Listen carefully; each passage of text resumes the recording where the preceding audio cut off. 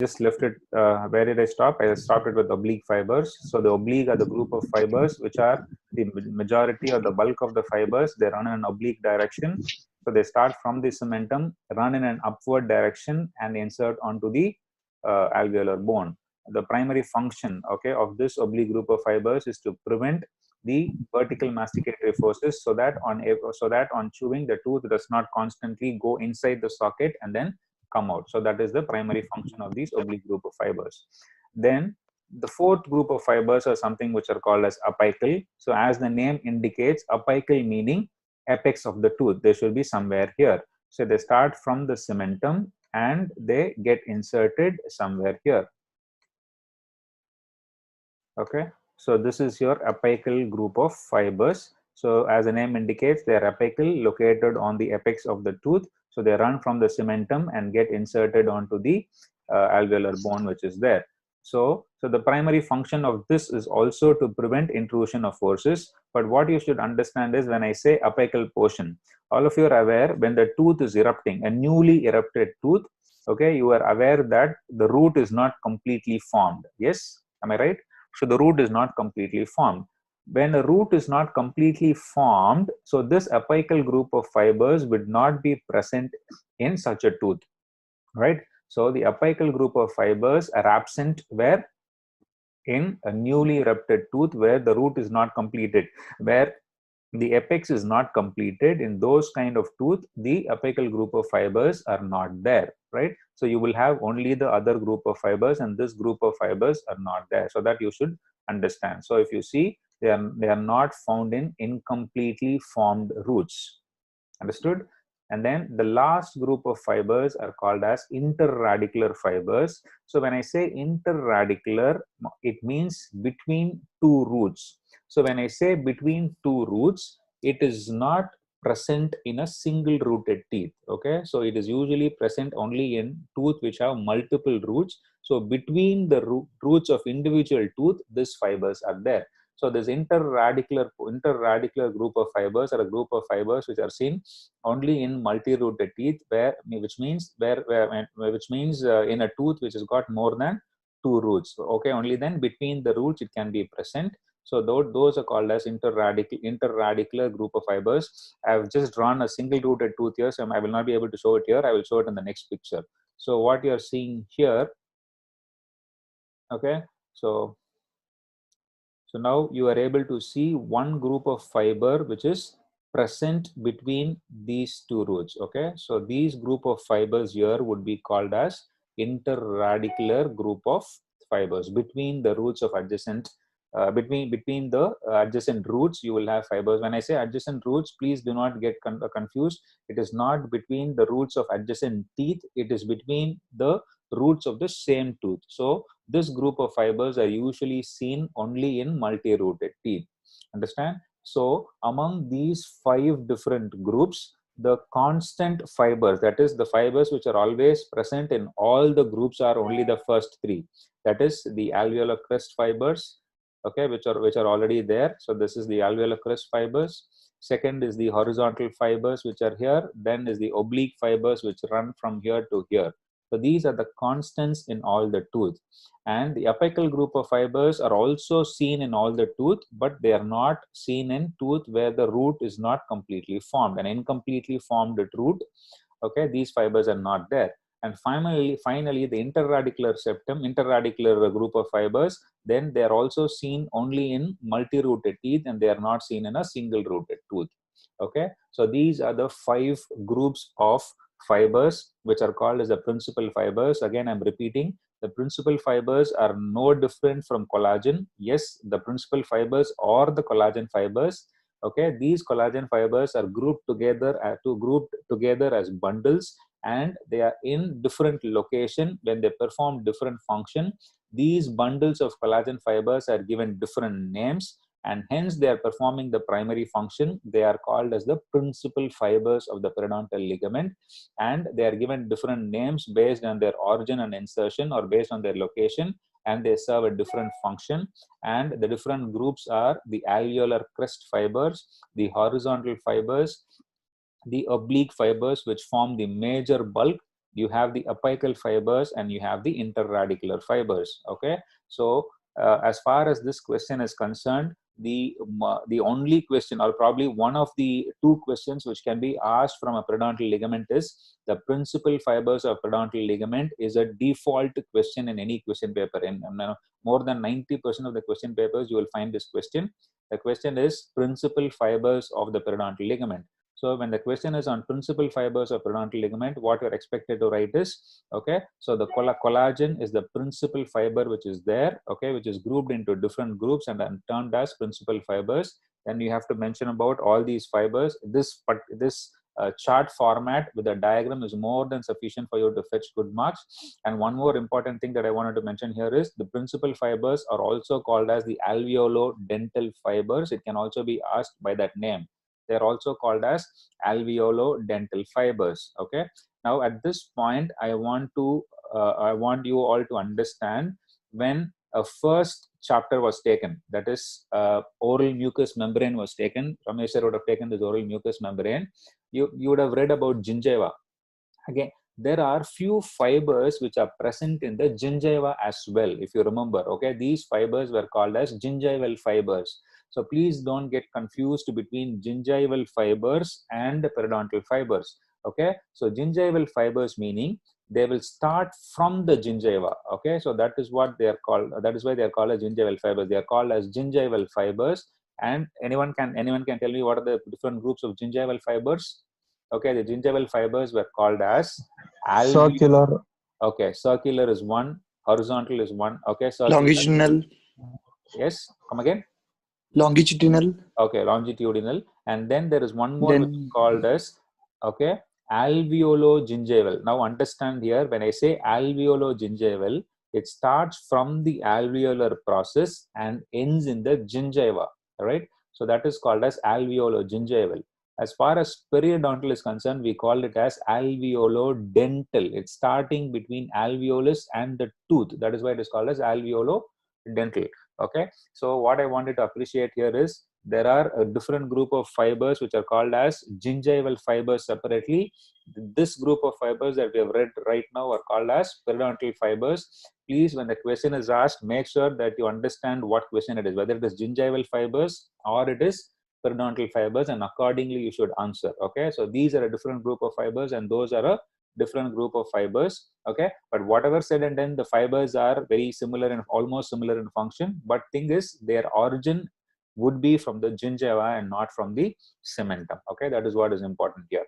So now we have read the different groups of gingival fibers with their location, and this is the, if you can put a beautiful diagram depicting the different group of fibers in different colors. I think you have a beautiful picture in your textbook what you have. Okay, that picture is more than sufficient. Okay, so that picture, that diagram would be sufficient enough for you for you to fetch full marks in this principal fibers are concerned. Understand? Right. So then coming on to the next fiber. So now on the fiber system, we said collagen, that is the most important fiber. Collagen is made up of type 1 and then type 3. Type 1 constitutes 70%, type 3 is for 30%. So this collagen is grouped into different groups called as the principal fibers. We just went through all those principal fibers. Then the second group of fibers is something which are called as Sharpie's fibers. Okay, so by now I know all of you are aware what Sharpie's fibers are. Sharpie's fibers are nothing but those are also the periodontal ligament fibers, but the periodontal ligament fibers that have inserted onto the bone and inserted onto the cementum. Okay, because the periodontal ligament just cannot go and attach to the surface. It cannot give so much of attachment. It has to insert inside for it to give the attachment for the tooth. So those portions of the ligament which are inserted, entering into the cementum and entering into the alveolar bone are called as Sharpie's fibers. And how different are Sharpie's fibers from the regular collagen? The Sharpie's fibers are made up of type 3 collagen fibers. They are not made up of type 1. They are made up of type 3 collagen fibers. And another important difference is the rest of the periodontal ligament are not calcified. So these Sharpie's fibers, because they are present within the calcified tissue, these Sharpie's fibers can also get calcified. Okay, calcification also happens in Sharpie's fibers as well. But how this calcification occurs is if this is a Sharpie's fiber, the calcification occurs at right angles to this Sharpie's fiber, and they can also attach onto the fiber. Okay, so the two difference Sharpie's fibers have with the regular periodontal ligament is Sharpie's fibers have type 3 collagen, and the Sharpie's fibers are the fibers which are inserted into the hard tissue, so which means they also can get calcified. Okay, so now can you see, if you can appreciate. Okay, so this portion of the fiber is inserted into the bone here, and this portion of the fiber is inserted onto the cementum on this side. So this is what is called as Sharpie's fibers. The rest are all called as the regular periodontal ligament fibers. So these are called as your Sharpie's fibers. Am I clear? Yes. Yes, sir. Okay. Yes. Okay. Yes, sir. Okay. So this is another picture which is showing your Sharpie's fiber. Okay. Then the third group of fibers are what are called as intermediate plexus. Okay. So what do you mean by a plexus? Plexus meaning some network. Okay. Plexus meaning a network or some communication. Okay. So now if you remember the development, okay, in yesterday's class, okay. So on this side is your on this side is your alveolar bone. Okay, so this is your alveolar bone. On this side is your cementum. Okay, that is what is mentioned as RC, that is your root cementum. Now, your periodontal ligament does not start from here and then it doesn't run from here. It starts as brushes or bristles from the cementum, and it also starts as brushes from this side. Then, if you can see in the next diagram, this fiber from this side lengthens more than what happens here. And finally, in between, okay, finally somewhere in the center, it will meet. So if it meets in the center, it is thought that it forms a network in the middle portion where it meets. Okay, so that portion was what was called as intermediate plexus. Okay, so that portion was called as intermediate plexus. So initially, the earlier days, it was thought that the principal fibers, that is the periodontal ligament fibers, they have a wavy course, and when they develop the joint in the middle and they form a plexus which is called as intermediate plexus, and they thought this area of the plexus was the area of highest metabolic activity. Okay, but if you know, in the previous classes, when Ramapuram took the class, she would have said that periodontal ligament is constantly undergoing change. Okay, that is a structure where it has to be constantly kept at a normal level. A normalcy has to be maintained there, that is homeostasis. So it has to be highly metabolically active. So this statement of the plexus area is what is active was disproven. So which means the entire periodontal ligament is what is metabolically active. And so but what else is the intermediate plexus now? Okay, so if you see, okay, so it is not one fiber which runs all through the course, that is from the alveolar bone. It is not one fiber. Right from the beginning itself, it starts to branch.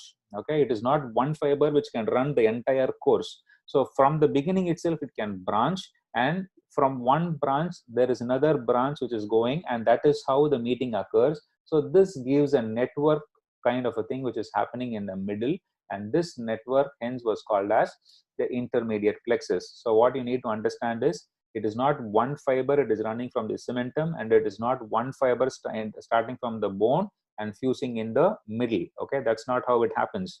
Okay, from the start itself, it said it acts like a bristle. Okay, so multiple bristles, they keep branching, and they come and fuse. So it is not one fiber there at all.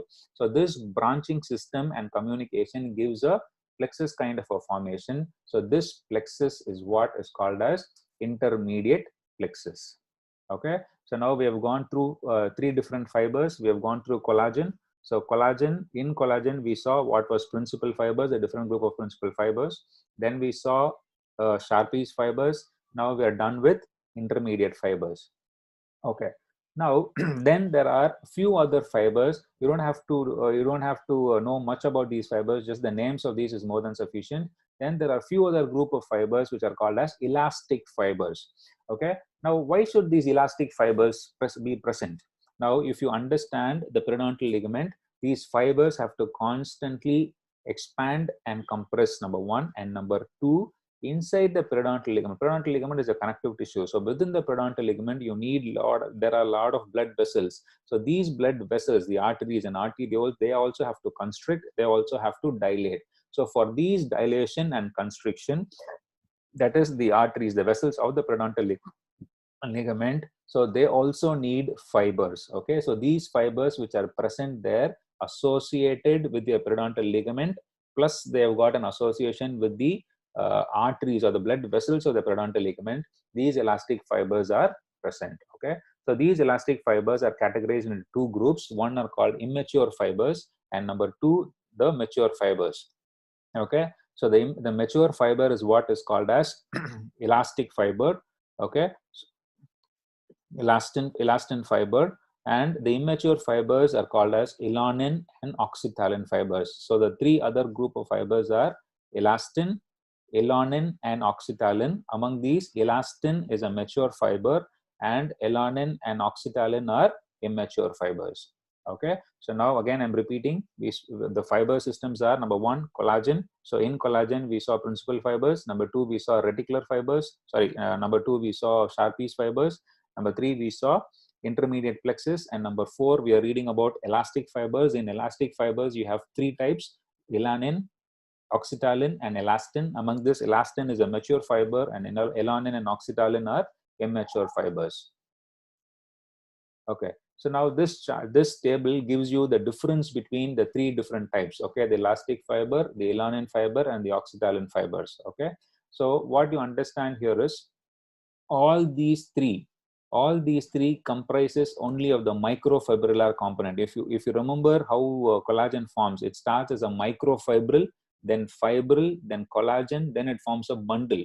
Okay, the bundle is not present here. They comprise only of the microfibrillar component. So they are very delicate fibers, very thin, immature fibers. Okay, although we call elastic as mature, but still they have only the microfibrils. They have not gone to the extent of forming a bundle. Okay, so all these three will have microfibrils. Okay, so their arrangement is only till microfibrillar component only. But the difference is, in case of mature fibers, the microfibrillar component plus they have an elastin protein. Okay, the elastin protein, they engulf or they surround an elastin protein. So they are slightly more mature than these two, but the elastic fibers are not as mature as your collagen fiber. Okay, so these are elastic fibers, and if you see where are these elastic fibers present, they are present in the walls of the blood vessels. When the blood vessels have to constrict and relax, so these are the fibers which will help. Okay, so these elastin fibers also, they're also made up of only the microfibrils, and they are present in between the periodontal ligament fibers. And finally, the oxytocin fibers. Okay, the difference in oxytocin, one important function of this oxytocin fiber is, if you see, usually most of the fibers run from the from the cementum towards the bone. Okay, towards the alveolar bone, either horizontally or vertically, in whatever direction. But the beauty of this oxytocin is, they start from the bone or the cementum, they run upwards, and they do not go to the bone. They insert onto the blood vessel. If you see here, the fibers run in an axial direction, one end starting from either cementum or bone. Okay, they can either start from the cementum or the bone, but they will end in a wall of a blood vessel. Okay, so they will end in a wall of a blood vessel, and they do not go to the opposite cementum. Okay, so the primary function of this oxytocin fiber is to provide support to the blood vessels. I repeat, it starts from cementum, and ideally it has to go to the bone, but it does not do that. It starts from the cementum and runs upwards in an upwards direction and ends in a wall of a blood vessel. So it gives support to the blood vessel which is there. So these are the three different groups of elastic fibers. That is, the elastic fiber which is mature, the elastin and oxytocin fibers which are immature fibers. Then the other group of fibers are, I just have to you just need to know the names: the reticular fibers, the secondary fibers, and indifferent fiber plexus. Okay, so these are the other fibers which are there. Okay, so I will just brush up the whole of the fiber system. Collagen, which is the primary one. So they are grouped into different groups, and hence they are called as principal fibers, are grouped into 5 different groups. Number 2, the Sharpie's fibers. Number 3, the intermediate plexus. And number 4, the elastic fibers, which are of 3 types: the elastic, the elastin, and the oxytocin. And number 4, the other group systems, which are your reticular, the secondary, and indifferent plexus. Right. So what are these reticular? What are these reticular fibers and secondary fibers? All these are again immature fibers.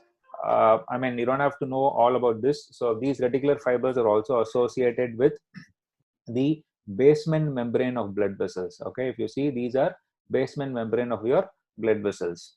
Then what are the secondary fibers? Now, as the principal fibers come, okay, from this principal fibers itself, there are a lot of other branches which are given. They actually do not get inserted and they lie freely, and these are called as secondary fibers. Okay, right. So am I clear till now? Yes, sir. Okay, Yes, so sir. now what are we started with in this class? We are talking about the structure or the components of your periodontal ligament. We said the periodontal ligament is like a mixed fruit jam. It has a gel, that is the ground substance. In this gel, you have the different fruits. Those are the cells, and apart from them, you have the streaks or the fibers which are running in between. So you have the ground substance, you had the cells, you had the fibers. Okay, the fibers and the ground substance are called as extracellular because the cells and the other structures are called as extracellular. So the cellular component, the cells of the periodontal ligament will be taken tomorrow by Ramesha.